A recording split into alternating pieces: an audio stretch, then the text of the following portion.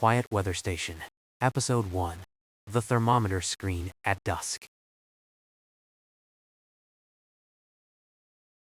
By the time Elias Rowe reached the lower end of the hill path, the last clear light had settled along the western rim of the valley. It did not seem to be leaving so much as resting there, a long, level brightness above fields of brown earth and muted green. The hedges dividing one field from another had taken on the soft blue-gray of distance. Nearer at hand, the path curved between low stone borders and a close stand of hazel, sheltered from the open sweep of the hillside. Fallen leaves lay in the shallow places where the stones met the earth. They were dry enough to shift lightly beneath his brown leather boots, making a sound no louder than pages being turned at the far end of a room. Elias walked at the pace the slope invited. In his late 40s, he had learned that an arrival could be part of the work when it allowed the eye to notice what had altered since the day before. The grass beside the path was a little flatter after the season's cool evenings. A few seed heads leaned across the stones. Above them, the old weather station stood in its familiar place, pale-walled and square-roofed, receiving dusk without hurry. Nothing called him onward. The station would be there at the top, and the ordinary tasks inside it would begin when he reached the door. The path passed beneath an arch made by two hazel branches that had grown toward one another over many years. Their leaves sheltered the bend and gave the air a mild scent of bark and dry greenery. Elias paused beneath them to look uphill. Beyond the last turn, he could see the station's covered veranda and, a little apart from it, the raised white shape of the thermometer screen. Its slatted sides were dimmer than they had been in summer light, yet still distinct against the deeper grass. The screen waited on four legs at the end of a short gravel walk, where air could reach it from every side. From this distance it appeared complete and still. Elias knew that its stillness was made useful by small openings, clean fittings, true brackets, and a door that moved without disturbing the instruments within. This evening he had come to give those simple things his attention. He continued upward, one hand resting briefly on the smooth strap of the cedar instrument case. The case hung at his side and moved gently with each step. It was neither heavy nor awkward, only present, like the measured purpose of the visit itself. Around him, the sheltered path held its quieter color while the open ridge above kept a narrow band of gold.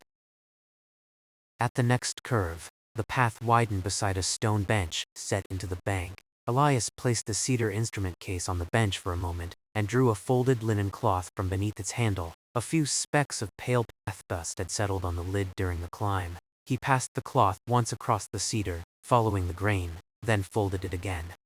The case had been made to travel between the instrument room and the station fittings, and its corners bore the smoothness of long, careful use. Brass clasps held the lid shut. The wood retained a faint, clean fragrance that emerged whenever the case warmed beneath his hand. Elias checked that the clasps were seated, not because he expected otherwise, but because a small confirmation at the beginning gave each later movement a clear place.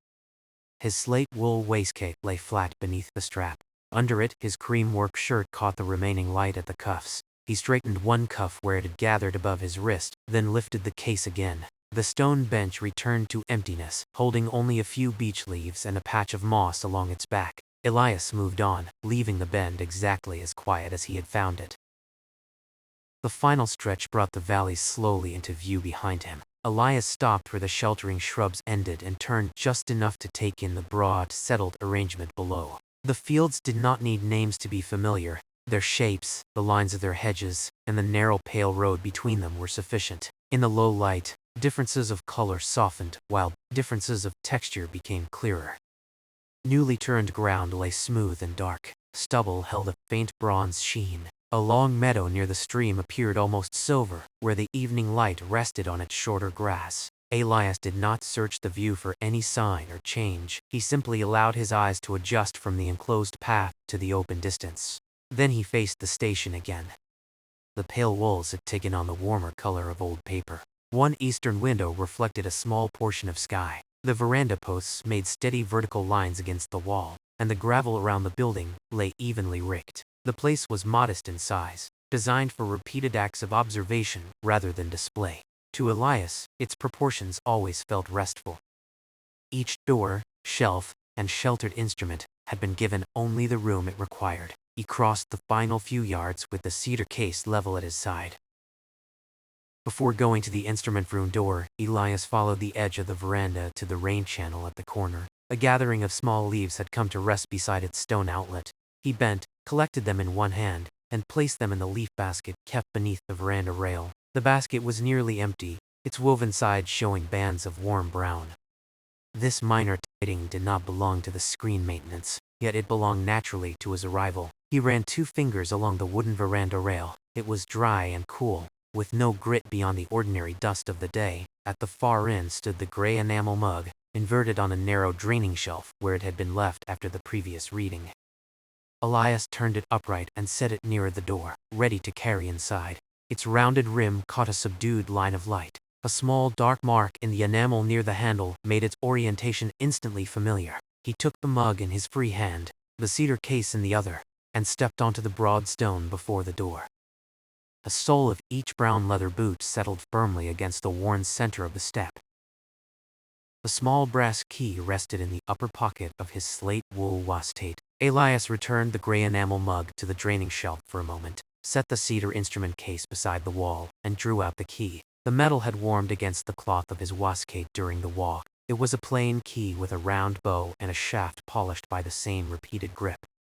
He brushed one dry leaf from the doorstep before fitting the key into the lock. The leaf turned once on the stone and came to rest beside the basket, where he placed it with the others. Then he steadied the old brass escutcheon with his fingertips and turned the key. The lock answered with a neat, inward movement. Elias lowered the latch and opened the door just far enough to let the room's cooler, still air meet the evening outside. Hinges gave their familiar wooden murmur, softer than the small sound of the latch. He remained on the threshold while the 2 temperatures mingled. Within, the desk, shelves, and shuttered window emerged in calm planes of brown and cream. Nothing had shifted from its appointed place. He removed the key, closed his fingers around it, and entered. Elias set the cedar instrument case on the low bench just inside, then went back for the gray enamel mug and placed it beside the washstand. Last, he closed the outer door until the latch rested without catching. The room held the faint sense of paper, clean timber, lamp oil, and the dry mineral coolness of stone. At the central desk, the brass lamp stood with its clear chimney freshly wiped. Elias lifted the chimney, checked the wick, and touched a flame to it. A modest amber light rose and steadied. He replaced the glass, adjusted the wick until there was no smoke, and watched the lamp's circles spread across the desktop. It found the blue ledger first, deepening the color of its cloth binding. The light also reached the shallow brass tray where the station key could rest while he worked. Elias placed the key there. Against the darker brass, it made a smaller, brighter shape. He unbuttoned the lowest button of his slate wool waistcoat for ease of movement, smoothed the front of his cream work shirt, and stood with both hands lightly on the desk. The room no longer seemed closed for the day. It had become an active, warmly lit place again. The eastern shutter was secured by a simple wooden turn. Elias crossed to it, rotated the piece, and opened the shutter to the width of his hand. Evening air entered through the narrow space. It moved the edge of a paper marker in the blue ledger and carried in the clean, earthy scent of the gravel walk. Through the opening, Elias could see the thermometer screen beyond the veranda, its white slats arranged in even descending rows. The light outside had softened another degree, but there was ample time for the work. He left the shutter at that measured opening and checked the wall clock above the records shelf. Its hands moved quietly, the longer one just past the lower mark. He did not need to hurry to finish before darkness. The brass lamp, the veranda roof, and the orderly path between room and screen would keep every task clear. He poured water from the covered jug into the gray enamel mug and took a small drink. The water had the room's coolness. He set the mug on its usual cork mat at the right-hand corner of the desk, where it would remain away from papers and tools. The act completed his arrival as surely as turning the key had done. He opened the blue ledger at the ribbon marker. The last ruled page contained the morning observation in small, even writing. Elias read the date, the time, and the paired figures without touching the paper, except at its lower corner. Below the entry, a brief maintenance note reminded him of this evening's sequence: screen, slats, hinge, cord, comparison, closure. The words were not an instruction so much as a calm outline, enough to let the work proceed without anything being overlooked. He moved the ribbon to the fresh page and weighted its edge with a smooth cedar block. Beside the ledger lay a sharpened pencil and a narrow blotting card. Elias aligned them with the ruling. He looked once more through the open shutter toward the screen. Its form was now half in the lamplight from the window, and half in the remaining dusk. The four legs stood squarely on their stones. The little door faced the station, ready to open toward him. In that arrangement, every journey between desk and instrument had a direct line. Elias closed the ledger gently, leaving the ribbon in place, and returned his attention to the cedar case. For a final moment before beginning, Elias stood in the center of the instrument room and let the station settle around him. The outer door was latched but not locked. The eastern shutter admitted a quiet flow of air. The gray enamel mug rested on its cork mat. The blue ledger waited beneath the circle of the brass lamp, and the cedar instrument case sat lengthwise on the low bench, its clasps toward his hands. Outside, the sheltered path had led all the way from the muted valley into this contained, useful light. Elias could trace the arrival in the few objects now gathered near him: a dry leaf in the basket, the brass key in its tray, a faint line of path dust removed from the case, and a fresh page marked by blue ribbon.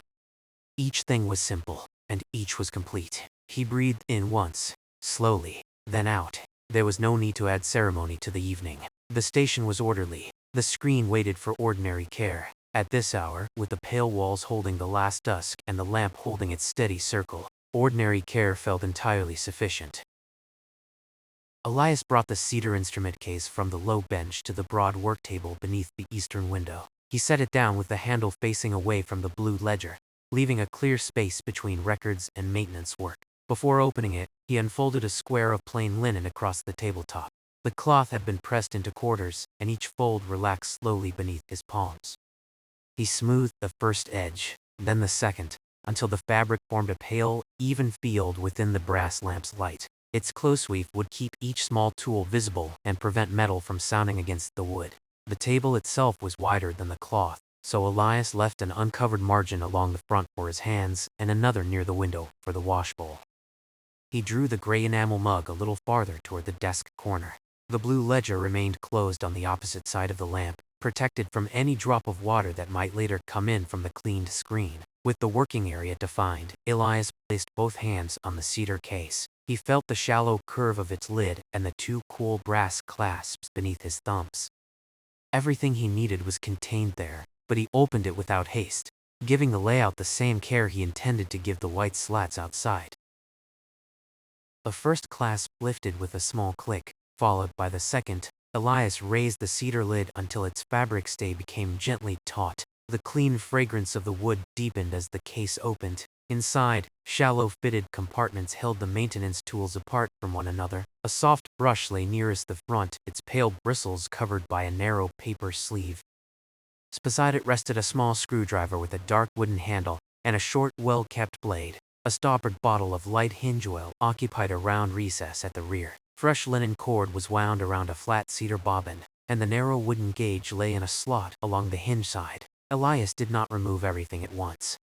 He considered the order in which each item would be used, and began with the brush. He slipped off its sleeve, examined the bristles for any bent edge, and laid it across the upper left portion of the linen. The handle aligned with the cloth's weave. Next came the screwdriver placed below it with the blade turned inward. The arrangement was simple enough to understand at the side. And, Yliston, Niston, Yana. The open case kept the remaining objects sheltered until their places were ready.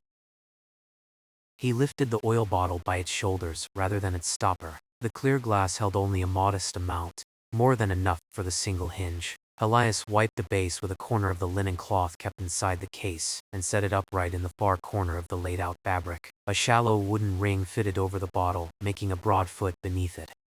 He pressed the ring down until it rested flat, then touched the bottle lightly to confirm that it would remain steady. The fresh cord came next. Elias unwound no more than an arm's length from the cedar bobbin, enough to inspect the weave without loosening the remainder. The cord was a natural cream color, close to the tone of his workshirt but more plainly textured. Its strands were even, without knots or raised fibers. He rewound the short length and placed the bobbin beside the oil, leaving the loose end tucked beneath one crossing.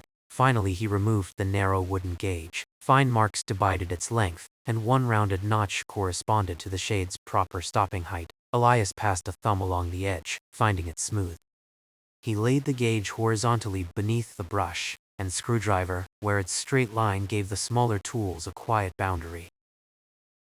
From the lower compartment of the case, Elias took a second folded linen cloth, softer and more absorbent than the table covering. This would wash the painted timber. He opened it fully and inspected both faces beneath the lamp. The cloth was clean, with one blue thread sewn into a corner to distinguish it from the cloth used on glass.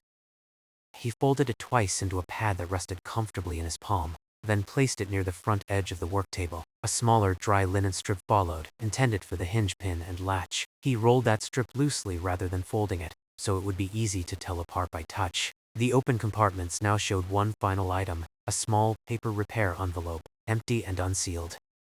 Elias removed it and wrote the date in pencil near its upper edge. The old shade cord, once removed, would go inside rather than being left on the table or discarded outdoors. He set the envelope beneath the cord bobbin, its flap open. Each item had acquired a purpose and a location. There was no heap to sort through later, only an arrangement that followed the work from broad cleaning to fine adjustment and then to orderly return.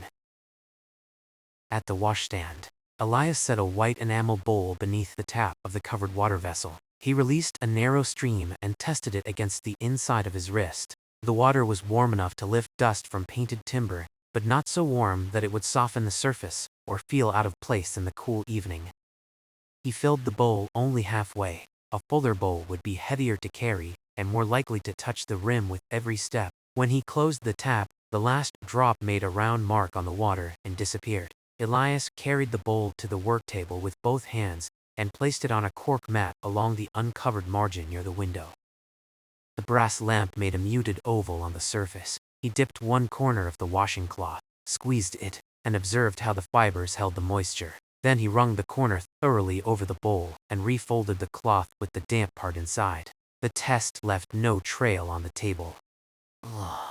Satisfied, he set a small wooden rest beside the bowl so the damp cloth would not need to lie flat against the linen tool field between. Before carrying anything outside, Elias went to the narrow wall cabinet that held the indoor reference thermometer. Its glazed door was closed by a brass turn smaller than the one on the eastern shutter. He rotated the turn, opened the glass, and waited a few moments for his own movement to cease. The reference instrument was mounted vertically against a pale marked card. Its silver line rested steadily between two fine divisions. Elias kept his hands below the shelf and read it at eye level. Moving neither the thermometer nor the lamp, he looked away toward the blank cabinet lining, then returned his gaze for a second reading. The line held the same place. From the desk he took a small record slip and wrote the time and figure in pencil. The slip would travel outside with him, allowing the comparison to remain separate from the final ledger entry until all readings were complete. He closed the cabinet door, turned the brass catch, and laid the slip beside the narrow wooden gauge. The steady indoor measure gave the evening a reference point. It was not yet the main observation, only a known line against which the paired instruments would later be considered. Elias stepped through the outer door and approached the thermometer screen without tools, allowing his attention to rest on the object itself before the cleaning began. The white timber box stood raised on four legs, its roof broader than its walls, and gently sloped to shed moisture. Rows of angled slats admitted the valley air while shading the instruments within. The paint remained sound, matte rather than glossy, but a thin gray film lay along several lower edges. Dust gathered more deeply in the corners where one slat met the upright frame. The little front door sat squarely within its opening. Its latch was closed, and the upper hinge showed a narrow dark line at the pin. Along one side, the linen shade cord descended through its guide to the wooden cleat. Most of the cord was firm. Near the place where it bent around the cleat, a small group of fibers had begun to fray, making a soft feathered patch no wider than Elias's thumbnail. He did not pull it or test it with unnecessary weight. He followed the cord's route with his eyes, noted the compact knot at its end, and confirmed that the fresh length on the cedar bobbin matched its size. He made one slow circuit of the screen. At the rear, the gravel lay clear around the two support stones. On the western side, a curled beech leaf was held lightly between two slats, its stem pointing outward. Elias left it in place for the cleaning sequence. When the surrounding dust could be removed evenly, he crouched enough to look beneath the screen floor. Airspace remained open, with no leaves against the lower boards. Standing again, he touched the door latch with one finger, but did not release it. The latch met its keeper correctly. When he applied the smallest sideways movement to the door, the upper hinge answered with a dry whisper. The sound was modest and consistent, exactly the kind that one measured drop of oil could ease. Elias let the door return without opening it. He also examined the shade's lower edge, the route of the linen cord, and the height at which the knot rested. These details would guide the replacement. Nothing required a change to the plan work. Washing, hinge, cord, return, reading. The order in the blue ledger remained suitable. Back inside, Elias prepared the first journey. He placed the soft brush, the damp linen cloth, the dry linen strip, and the small screwdriver in a shallow-handled tray. The paper repairer envelope lay flat beneath the screwdriver, protected from the damp cloth by the wooden rest. He carried the tray in his left hand and the half-filled enamel bowl in his right, keeping both level as he crossed the threshold. On the veranda table, he set the bowl within a broad cork ring and the tray beside it. The covered veranda would serve as the intermediate work surface, close to the screen yet sheltered enough for the thermometers. Once removed, Elias returned indoors for the second journey. This time he brought the padded instrument stand from the lower shelf, the oil bottle in its wooden ring, the fresh cord on its cedar bobbin, the narrow wooden gauge, and the reference slip. He arranged them on the veranda in the same progression they had held on the linen, cleaning nearest the screen, adjustment toward the middle, measurement and record farthest from the water. A brass lamp shone through the eastern window behind him, making the route back to the desk a clear, warm rectangle. When all was placed, Elias checked the station door. Rather than leaving it to move with the passing air, he folded the small brass hook from the wall and set the door securely against it. The hook carried no strain. It simply kept the passage open between the veranda and the instrument room. Through that opening, he could see the blue ledger beneath the lamp and the gray enamel mug on its cork mat. On the veranda, the cedar instrument case remained indoors, open and ready to receive each dry tool after use. Outside, enough dusk remained to make every latch, slat, and line of cord distinct. The path lamps were unnecessary. Elias stood between the prepared table and the thermometer screen, looking once over the complete arrangement. No tool had been doubled, no item crossed the wet and dry areas. The padded stand waited where the instruments could be moved in one direct action, and the reference slip rested beneath the wooden gauge where no breeze could lift it. With both hands free, Elias rolled his cream workshirt sleeves once at the cuffs, leaving them neat below his slate wool waist cape. The layout was complete. The next movement would be the opening of the screen. Elias stood before the thermometer screen and rested 2 fingers on the cool wooden latch. He lifted it clear of its keeper, supporting the little door with his other hand so that its weight did not arrive suddenly at the hinges. The upper hinge gave the dry whisper he had heard during his circuit, then became quiet when the panel stopped. Inside, the paired thermometers hung vertically on their brackets, protected by the white slats and separated by a narrow space. Their glass stems caught the remaining light as 2 fine, pale lines. Elias did not reach for them immediately. He looked at the position of each bracket, the orientation of each marked scale, and the small gap between the lower reservoirs and the screen floor. Those relationships would need to be the same when the instruments returned. On the veranda table behind him, the padded stand waited with 2 shaped channels. Elias unfolded its retaining bands and laid them back. He then brought both hands to the first thermometer, one supporting the lower end and the other releasing the upper clip. The instrument came free without turning. He kept it upright, stepped directly to the veranda, and lowered it into the first padded channel. The soft band closed over the frame rather than the glass. He returned for the second thermometer along the same short path. This one had a small covered water vessel associated with its reading, and Elias observed the root of its narrow wick before releasing the bracket. He supported the frame, eased the clip aside, and lifted the instrument straight upward. The wick remained arranged as it should, neither pulled nor loosened. At the padded stand, he set the second frame into the remaining channel and fastened its retaining band. The 2 instruments now rested upright beneath the covered veranda, protected from direct handling while the timber was washed. Elias placed a folded dry linen guard in front of the stand, so that no stray drop from the bowl could reach it. He read the small labels on both frames once, confirming that their positions in the stand matched their positions in the screen. Then he returned to the open box. Without the thermometers, the interior showed its simple construction clearly. 2 brackets, a pale backboard, the slatted walls, and the open air beneath the roof. The empty screen seemed larger, yet nothing about it was bare.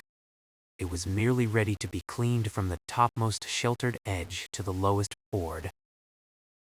Elias began without water. He took the soft brush from the tray and passed his thumb lightly along the back of its handle, keeping well away from the bristles. Starting beneath the overhanging roof, he drew dust outward from the narrow ledge where the top slats met the frame. Each stroke traveled in one direction. A faint gray powder loosened and drifted down to the gravel instead of deeper into the screen. He worked across the front opening, then along the inner face of the door, brushing hinge side, latch side, and the thin sill between them. The pale bristles reached corners. A cloth would have pressed rather than cleared. Elias paused after every few rows to tap the brush gently against the edge of the empty tray. Small particles gathered there in a neat line.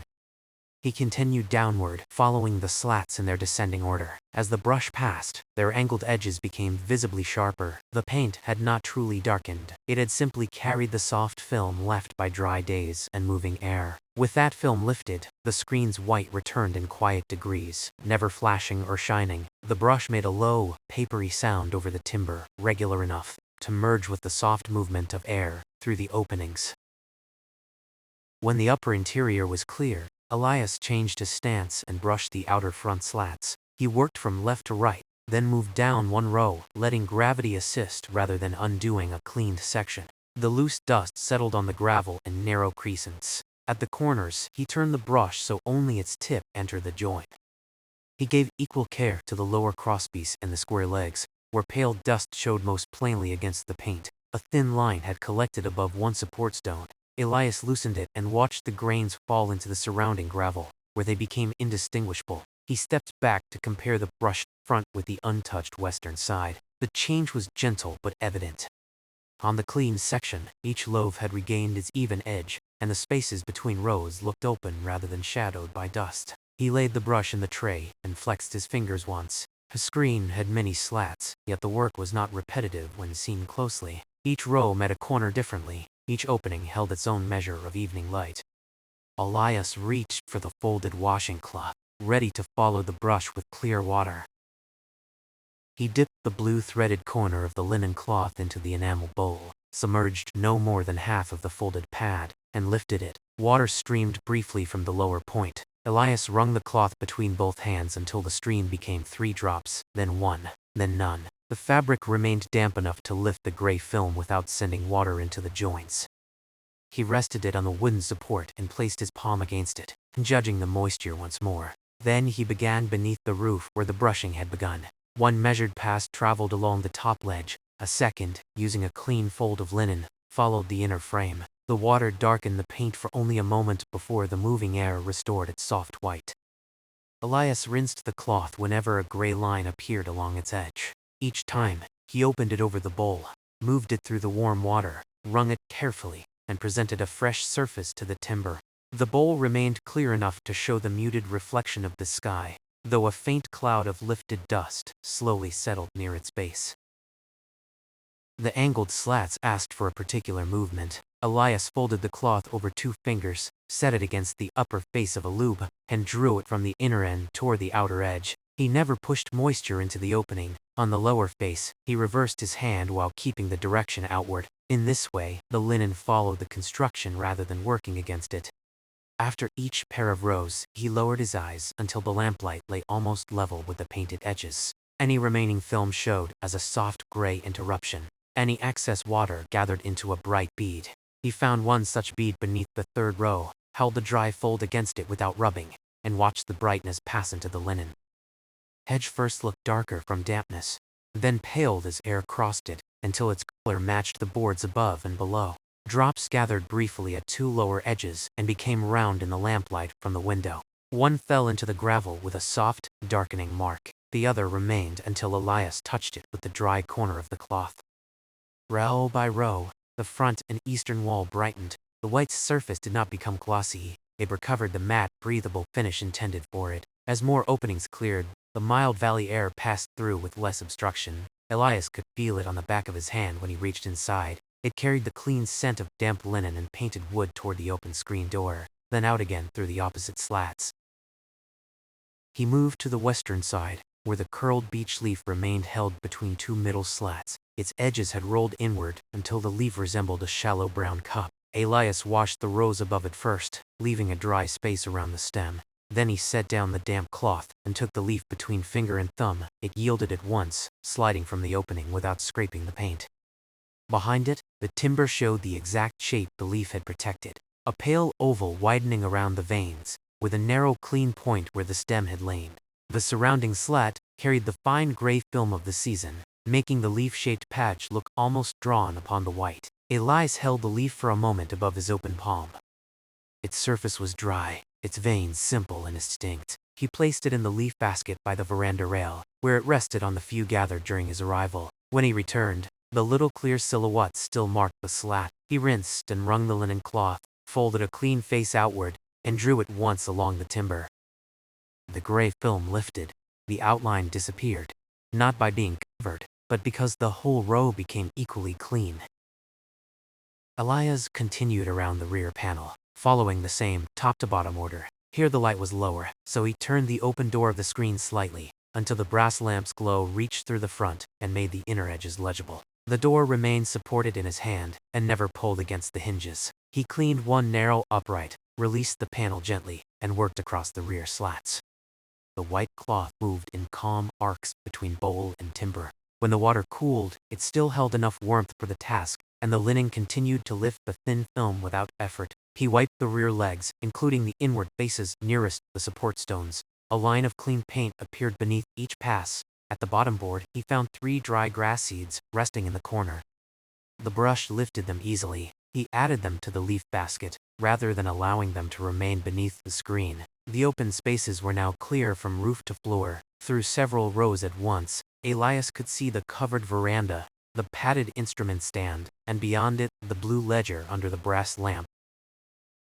The screen door itself remained. Elias supported it at a comfortable angle and washed the outer frame before attending to the slats within it. Around the latch, he used the rolled dry linen strip first, lifting the dust that had settled against the metal. Then the barely damp cloth passed over the surrounding paint, careful not to carry water into the latch plate or hinge.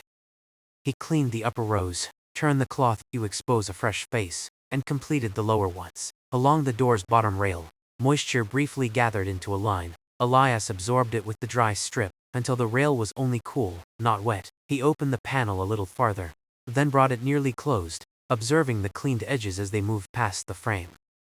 The upper hinge still whispered, but the sound was now isolated and clear, with no grit beneath it. The lat approached its keeper squarely. Elias left the door open for the timber to air while he rinsed the washing cloth a final time. The water in the enamel bowl had become lightly gray. He poured none of it away yet. It would remain on the veranda until all damp work was complete. At last, Elias stepped back, far enough to see the whole screen. The roof cast an even shade over 4 clean walls. The slats held no gray corners, and the paint showed one consistent white from the front door to the rear uprights. The leaf-shaped patch had merged completely with the western row. Beneath the screen, the gravel bore a few dark points where drops had fallen, already paling as they sank away. Elias spread the washed linen cloth across the veranda rail, blue-threaded corner uppermost, and smoothed it so air could reach both layers. He brushed the last loose particles from the tray into the leaf basket, replaced the paper sleeve over the soft bristles, and set the brush in the dry area. Then he stood beside the empty screen and placed his hand near, but not against, the eastern slats. A small current of air moved through the angled openings and cooled his palm. Nothing blocked its passage. The white timber was clean without being polished, damp without holding drops, and ready for the finer work of hinge and cord once its surfaces had aired. While the clean timber aired, Elias turned his attention to the upper hinge. He brought the small screwdriver, the rolled dry linen strip, and the oil bottle from the veranda table, leaving the fresh cord and wooden gauge in their dry places. The screen door stood open at a modest angle. Elias supported its lower outer corner with one hand and moved it through a short arc. The hinge gave its dry whisper at the same point in both directions, a soft, drawn sound that ended as soon as the panel became still. He looked closely at the pin. A narrow gray line encircled the place where it entered the upper leaf, composed of old oil and the finest dust. The hinge itself sat straight against the painted wood, its screws level, and its brass-toned surface dulled by useful age. Elias checked each screw with the tip of the screwdriver, applying no turn at first. None rose above the plate. The hinge did not need tightening or repositioning. It needed only to be cleaned at the moving point and given the smallest renewal of oil. He laid the screwdriver back on the tray and adjusted his support beneath the door so the pin carried no sideways pressure. Elias unrolled one end of the dry linen strip and folded it into a narrow edge. Holding the door steady, he passed the linen around the visible shoulder of the hinge pin. The first pass lifted a fine charcoal-colored mark. He refolded the strip, presenting clean fabric, and made a second pass along the upper leaf and the slim gap beneath the pinhead. There was no need to remove the hinge. The linen reached the place where dust had settled and came away almost clean on the third pass. Elias wiped the lower hinge as well. Though it had made no sound, its surface yielded only a pale trace of dust. He ran the strip along the edge of the door where the hinge leaves met the paint, taking care not to press fibers into the join. The cleaned metal showed a quiet, warm tone beneath the lamp glow. Reaching through the station window, Elias moved the door once more. The dry whisper remained, but it sounded lighter now, free of the faint roughness that had accompanied it. He set the linen strip on the tray with its marked end folded inward. The bottle of light hinge oil rested upright in its broad wooden ring. Elias removed the stopper and laid it on a small square of linen. Beneath the stopper, a narrow glass dropper descended into the clear oil. He lifted it slowly, touched its tip once against the inside of the bottleneck, and waited until a single rounded drop formed. The drop gathered without falling. Elias brought it to the shoulder of the upper hinge pin and let it meet the metal exactly where the two moving surfaces joined. It disappeared into the narrow line, leaving only a small sheen. No second drop was needed. He returned the glass stem to the bottle, seated the stopper, and wiped the outside with the clean portion of the dry strip.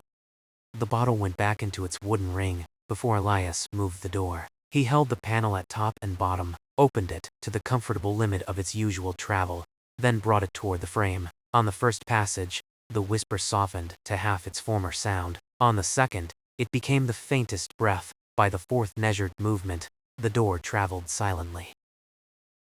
He continued for 2 more cycles, not to add motion for its own sake, but to distribute the oil evenly along the pin. The panel opened without a jump and remained wherever his hand held it. When it approached the frame, the cleaned lower edge passed with an even margin. Elias wiped away the minute crescent of oil that appeared beneath the upper hinge, using a fresh fold of linen until the metal looked dry. He then set the door nearly closed and released all support. It rested square, with no sag at the latch side. One finger beneath the wooden pull was enough to open it again. Silence followed the movement, allowing the other evening sounds to become distinct. Air among the slats, a slight settling of the veranda boards, and the almost inaudible rhythm of the station clock within. Elias replaced the screwdriver in the tray, its use now confirmed rather than required. He folded the marked linen strip into a compact square. The hinge portion of the work had reached its simple end. The door could move freely without announcing each opening. The shade cord began beneath the little roof, passed through a smooth wooden guide, and descended to a cleat on the side frame. Elias lowered the shade only enough to release tension from the cord. The fabric panel moved evenly within its track and stopped when he held the line. At the cleat, the old linen had softened from repeated turns. Most of it remained sound, but the feathered place he had seen earlier lay exactly where the cord changed direction under the upper horn. Elias unwound the turns, one at a time, keeping the free end pinched so the shade could not shift. With the tension transferred to his left hand, he brought the cord to the veranda table and laid its lower section straight along the dry linen. The compact end knot rested near the dated repair envelope. Elias placed the fresh cord on its cedar bobbin parallel to the old. Their diameter and weave matched. The new linen was lighter because it had not yet passed through the guide, but its texture was otherwise the same. He studied the knot from both sides, noting which turn crossed above and where the short tail returned beneath it. Before removing anything, Elias copied that knot at the loose end of the new cord. He unwound a workable length from the cedar bobbin and formed a small loop between his fingers. The standing part passed around once, returned through the loop, and tightened into a compact shape that mirrored the old one. Elias did not trim it yet. He set the 2 knots side by side and adjusted the new turns until their size agreed. Then he took the narrow wooden gauge and aligned its 0 edge with the old cord's upper guide mark. The rounded notch showed where the lower knot should sit when the shade stopped at its proper height. Elias marked the corresponding place on the fresh linen with a light pencil touch. barely darker than the fibers. He measured again from the other end, confirming the length without stretching either cord. But the line lay naturally. The new one lay beside it with the same gentle slack. Satisfied, he rewound the unused portion on the cedar bobbin and secured it beneath the crossing, leaving only the measured replacement free. Elias returned to the screen and held the shade at its current position with one hand. At the upper attachment, the old cord finished in another small fastening loop. He observed its route, then loosened it without pulling against the fabric. The cord came away in one complete length. Elias lowered it onto the linen field, preserving its shape long enough to compare the upper loop with the new line. He tied the fresh cord to the same attachment point, following the route already given by the shade. The linen passed over the guide with no catch in fiber. He drew it down slowly, watching the line settle into the center of the smooth groove. When he supported the shade and moved the cord by hand, the new weave traveled quietly. Elias released a little weight at a time. The shade rose and lowered as expected, its lower bar remaining level. He brought it to the mark-stopping position and wound the fresh cord around the wooden cleat in the same crossing pattern the old cord had used. The new end knot reached the place indicated by the rounded notch in the wooden gauge. Elias held the gauge against the frame, placing its upper mark beneath the shade bar and its lower edge beside the knot. The fit was exact. He tightened the knot with a slow pull, then inspected the linen above and below it. No strand had twisted away from the weave.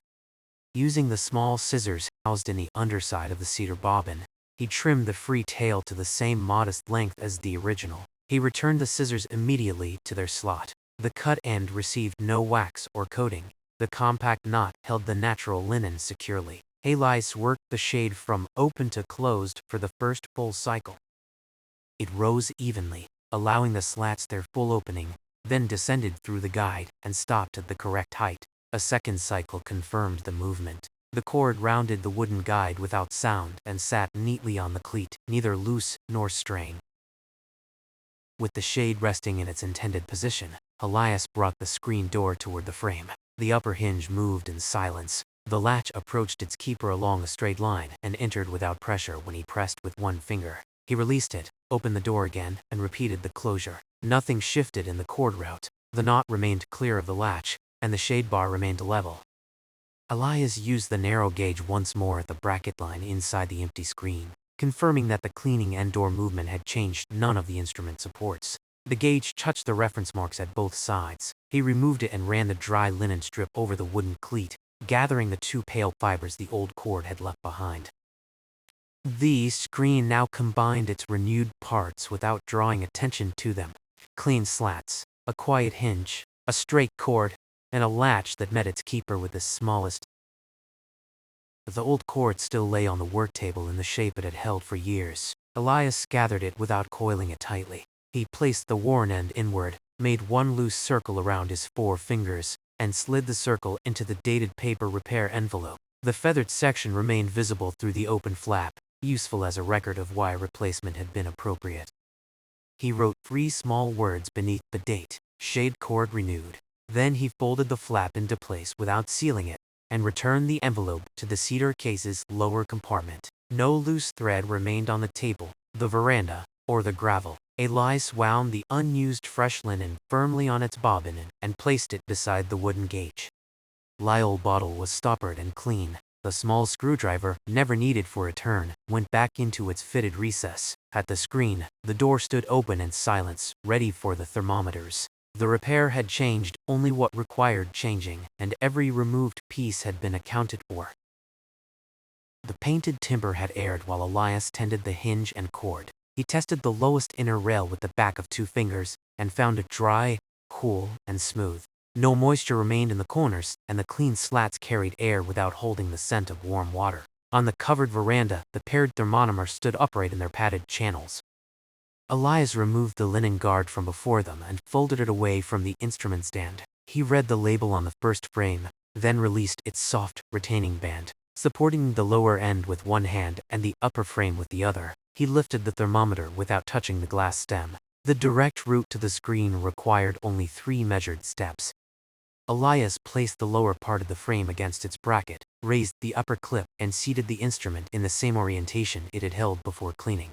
When he released the clip, it closed with gentle spring pressure against the frame. The thermometer hung freely, centered between the backboard and slats. Elias looked from its upper mark to its lower reservoir, confirming that the whole length was vertical. He returned to the veranda for the second thermometer. Its associated wick and small covered vessel remained arranged, just as they had been. When removed, Elias released the retaining band and lifted the frame, keeping every part upright. At the screen, he aligned it with the second bracket. The lower support received the frame first. The upper clip followed. He made no adjustment to the wick, and remained evenly supplied. Was he whip? He asked, panicked. The two instruments now occupy their paired places, separated by the same narrow space. Elias compared their top edges, and then their lower ends. Both were level with the bracket references. He brought the narrow wooden gauge to the inner frame and fitted its rounded notch beneath the bracket line. The mark agreed on the left. He moved the gauge to the right, where it agreed again. Washing the screen and moving its door had altered nothing in the instrument height. Elias removed the gauge and returned it to the dry veranda table. With the thermometer screen still open, the fine columns began responding to the cooler moving air that passed through the clean slats. Settling required no assistance. Elias closed the screen door silently and set the latch with one finger, then stepped back from the box. He did not stand close enough for the warmth of his hands or shirt to influence the air within. Instead, he returned to the veranda table and began restoring the tool layout, while time did its quiet work.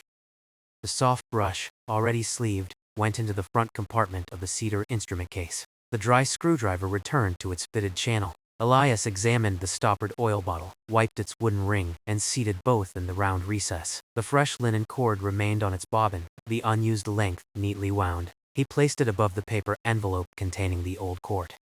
The narrow gauge stayed out for one final bracket check after the readings. The washed linen cloth continued to air along the rail. Elias turned it once, exposing the other surface. In the pause between actions, he could see the white screen through the veranda opening. Its new cord hung straight. The door made no movement, and left through the other without any visible interruption. When it won. After several minutes, Elias went indoors to read the reference instrument again. The brass lamp held a steady flame, and the blue ledger remained closed beneath the cedar block. He opened the wall cabinet by rotating its little brass catch. As before, he waited for his movement to settle, placed his eyes level with the silver line, and kept his hands below the shelf. The reference had changed by less than a single division since the first check. Elias read it once, shifted his gaze to the plain card beside the scale, and read it again. Both observations agreed. On the reference slip, beneath the first time and figure, he added the later time, and the slight change. The two pencil entries made a calm pair of their own. He closed the glazed door and secured the catch. Before returning outside, he looked toward the gray enamel mug. A faint ring of moisture rested on its corked mat, but the desk around it was dry. Elias took one drink, replaced the mug in the exact center of the mat, and carried the reference slip through the open doorway. At the thermometer screen, he took his place slightly to one side of the door, where he could read through the slats without opening it. The dry bulb and wet bulb instruments responded in their distinct ways to the evening air, exactly as their labels indicated. Their fine columns had moved since being returned, but now the movement was slowing. Elias raised the reference slip to the height of his waist, keeping it away from the screen, and noted the time from the small watch attached inside his waistcoat pocket. He let the watch return, then read the first thermometer at eye level. He read the second in the same manner, careful to avoid any change in angle. The columns were fine enough that patience mattered more than closeness. He did not touch the glass or shade the slats with his body. The clean white rose admitted the open air evenly. After the first reading, Elias stepped back to the veranda and wrote the two provisional figures on the slip, one beneath the other. He waited before looking again. The interval was filled with small completed tasks. Elias carried the enamel bowl from the veranda to the gravel drain beside the station. He did not empty it yet. He simply placed it within the stone ring, where it would be ready after the comparison. He folded the dry tool linen inward from all four corners, trapping the faint line of dust lifted by the brush. The cloth went into a separate compartment of the cedar case for later washing. He checked that the oil bottle stood upright, and that the repair envelope lay flat. Then he returned the cedar case to the instrument room bench, leaving its lid open while the last linen aired. When he came back outside, The remaining dusk had deepened, but the brass lamp cast a warm oblong through the eastern window, and the screen's white slats held enough of that light to remain clear. Elias stood for another quiet moment at the proper reading distance, allowing his eyes to settle before the second look. The first column held the same fine line against its marked scale. Elias looked away, breathed once, and read it again. Before accepting the figure, he shifted his head a finger's width to either side. The silver line seemed to move against the marks when viewed obliquely, then returned to the same division when his eye came level with it. He repeated the check on the second thermometer, lowering his chin until the meniscus and its scale mark met without a doubled edge. The second column also held steady. He compared both figures with the provisional notes on the reference slip. No correction was required. The paired values differed from one another in the expected manner, while the indoor reference provided its stable point of comparison. Elias did not turn that relationship into a larger conclusion. The instruments had been cleaned around, returned upright, allowed time, and read calmly. Their lines were sufficient. He opened the screen door with one finger beneath the pull, listening to the silence of the renewed hinge. Without touching either instrument, he brought the wooden gauge inside for the promised final check. The left bracket met its mark. The right bracket met the same mark. He examined both clips and the lower supports, then withdrew the gauge. The door traveled back without sound, and a latch entered its keeper with a light press. Seen once more through the closed slats, both columns rested on the figures written outside. The change in viewing angle had exposed no uncertainty, and the comparison was fully resolved. Elias carried the reference slip and wooden gauge indoors. At the work table, he placed the gauge in its long-fitted slot in the cedar case. Then he sat at the desk, drew the blue ledger toward the brass lamp, and removed the cedar block from its lower edge. The cloth binding felt cool beneath his palm. He opened the page marked by the blue ribbon and aligned the reference slip with the ruled lines. First, he wrote the date. Beside it came the evening time, formed in small numerals. He entered the indoor reference from the second check, then the dry bulb reading and the wet bulb reading in their appointed columns. The lamp made the pencil marks crisp without casting his hand's shadow across the place he needed to see. Elias paused after each figure and compared it with the slip before continuing. His handwriting remained small and even, neither compressed nor stretched to fill the line. The measurements occupied only the spaces designed for them, leaving the maintenance column open at the right. In that column, Elias wrote a concise account. Screen washed, hinge eased, shade cord renewed. He added that the bracket height had been checked and retained. The words ran in one orderly line, with a second short line beneath for the two comparison times. Nothing more was needed. He read the entire entry from the date through the final note, placing the tip of the pencil beneath each figure without touching the graphite. The indoor reference matched the slip.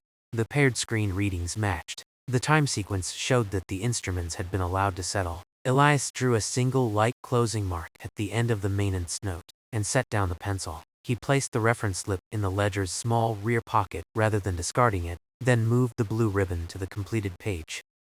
When he closed the cover, the ribbon's end rested straight against the lower edge. The comparison had begun with two instruments in a padded stand and ended with two steady lines recorded in blue cloth covers. Elias returned the ledger to the center of the desk and placed the cedar block across its lower corner. He turned the brass lamp down by the smallest amount, keeping ample light for closure while softening its reflection in the eastern window.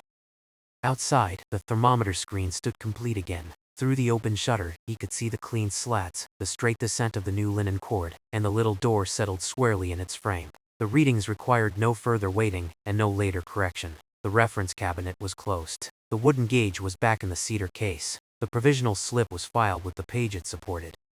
Elias rested both hands around the gray enamel mug, feeling its cool enamel warm gradually beneath his palms. For a few breaths he remained at the desk, not delaying the final tasks, simply recognizing that the careful center of the evening's work was finished. Outside, dusk had deepened into a mild autumn night. Though a low band of color still rested above the valley rim, Elias stepped from the instrument room and let the station door remain on its brass hook while he made the first part of the closure. The thermometer screen stood at the end of the short gravel walk, white without brightness, its form held by the brass lamp shining through the eastern window. He approached it directly.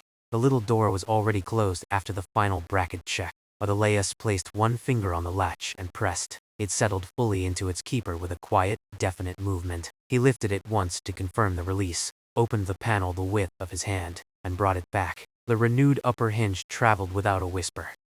The latch met its place again without pressure. Inside, the paired thermometers hung straight and separate. Their work would continue with no further handling. Elias left the panel secured and ran his gaze from the roof's overhang down the front rows of slats. Every angled opening was clear. The white paint carried the soft, even finish of clean timber, and the new linen cord descended in a straight line against the side frame. He moved to the shade cord for its closing position. Holding the line below the wooden guide, Elias released the turns from the cleat and allowed the shade to travel slowly. Its lower bar remained level as it moved. At the point marked by the wooden gauge, the new knot arrived naturally beneath his hand. He secured the linen around the cleat using the established crossing, then let the shade's modest weight settle into it. The cord held without tightening further. Elias checked the space around the guide, where the fresh weave curved smoothly over the wood. No fiber stood away from the line. He looked through the slats once more, seeing the paired scales within their shade and the pale backboard behind them. The completed screen did not appear newly altered. It appeared simply attended to, its useful shape restored to quiet readiness. Elias placed his palm near the western side and felt the small current of valley air emerge between the clean rows. The movement was steady enough to cool his skin and light enough to leave the cord unmoving. Back beneath the covered veranda, Elias gathered the remaining cleaning things. The blue threaded linen cloth had aired across the rail until it was only faintly damp at its thickest fold. He lifted it by two corners and shook it once over the enamel bowl, not to scatter anything, but to let the fabric open fully. Then he folded it lengthwise, damp surfaces inward, and laid it over the back rail of the wooden chair inside the workroom.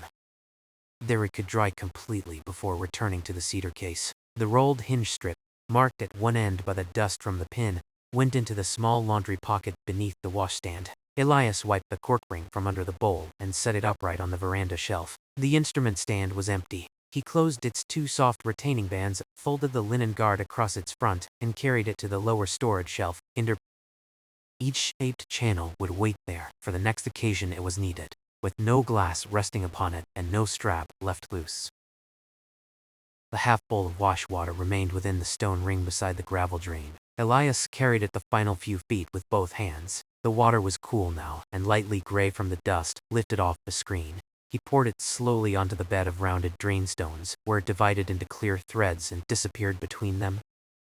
No water ran across the path. He tipped the bowl once more until the final drop left the rim, then held it inverted for a moment. With the dry corner of the veranda towel, he wiped the inside in one broad circle.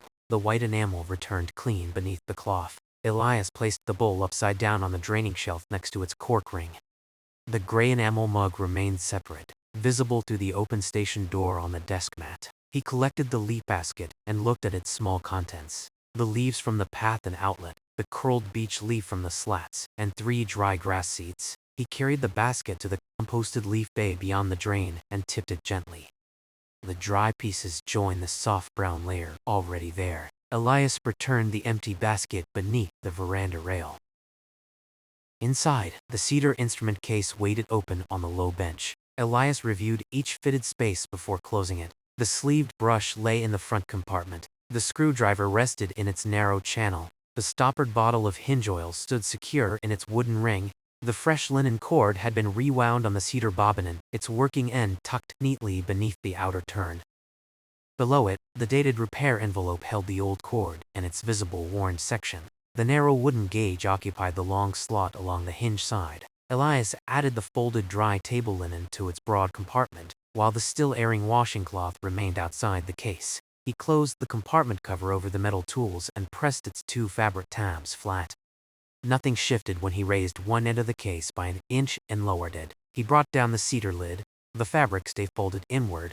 The 2 halves met evenly, and each brass clasp closed with a contained click. Elias lifted the case by its smooth handle and returned it to the center of the storage shelf, where the grain of its lid aligned with the shelf edge. The work table still held the broad linen field on which the tools had been arranged. Elias lifted the near corners and folded them toward the center, then repeated the movement from the far side. Any trace of dust remained enclosed within the folds. He placed the linen in the washstand drawer beside the marked hinge strip.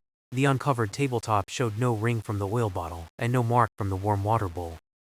Elias passed his palm across it once and returned the small wooden bottle ring to the cedar case shelf. At the desk, he sharpened the pencil by one light turn in the mounted sharpener and brushed the shaving into its tin. He laid the pencil parallel to the blue ledger. The reference slip was already filed within the back pocket, and the blue ribbon marked the completed page.